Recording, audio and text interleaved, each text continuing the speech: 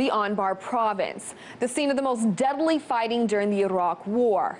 And now the people of Fallujah, Iraq, are accusing the government of crimes against humanity. Over 600 civilians have been wounded and about 100 killed as a result of alleged indiscriminate shelling of the city since the Iraqi government started shelling Fallujah in January 2014. The shelling began after the Iraqi government lost control of Fallujah to al-Qaeda and rebel fighters. According to the United Nations, more than 30,000 families have fled the area in the past 2 weeks, but tens of thousands are trapped in the crossfire. It was 10 years ago that the people of Fallujah fled their homes when U.S. forces pushed into the city during the second siege of Fallujah. This marked the bloodiest urban battle since the Vietnam War and the first time the U.S. military fought primarily against insurgents rather than Iraqi government forces. This crucial area is located just 35 miles from the capital city of Baghdad.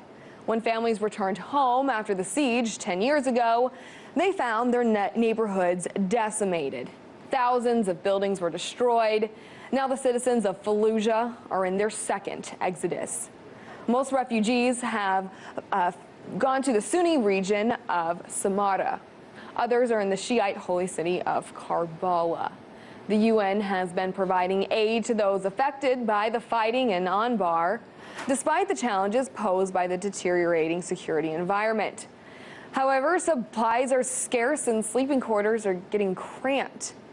But for those who remain in Fallujah, the situation is even more dire.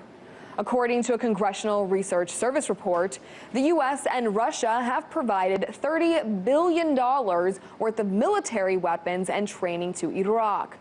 Maliki's forces have sealed off and shelled the city. Out of fear for the safety of its drivers, UN agencies have stopped aid shipment, and the military is blocking entrances to the city. Here's a young boy being treated with shrapnel in his back at a hospital in Fallujah. According to local sources, Maliki's forces are dropping shells indiscriminately all over Fallujah. There are reports of civilian homes, mosques, and even the general hospital hit with artillery shells. The Conservation Center of Environmental and Reserves in Fallujah told Truth Out he believes the Iraqi government is carrying out crimes against humanity and filed a report with the International Criminal Court.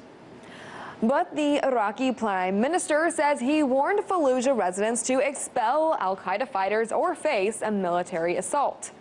Maliki is a Shiite Muslim and has little support in this Sunni-dominated region. But it's the Sunni leader, al-Mutlaq, who said Iraq followed U.S. advice in the crisis by keeping most of its forces out of Ramadi and Fallujah, allowing local tribes to push al-Qaeda militants out of the two cities. When the U.S. pulled out of Iraq in 2011, President Obama handed the military reins back to Iraq. But now, the security situation has deteriorated, making 2013 the deadliest year in the country since the war. In Washington, D.C., Perianne Boring, RT.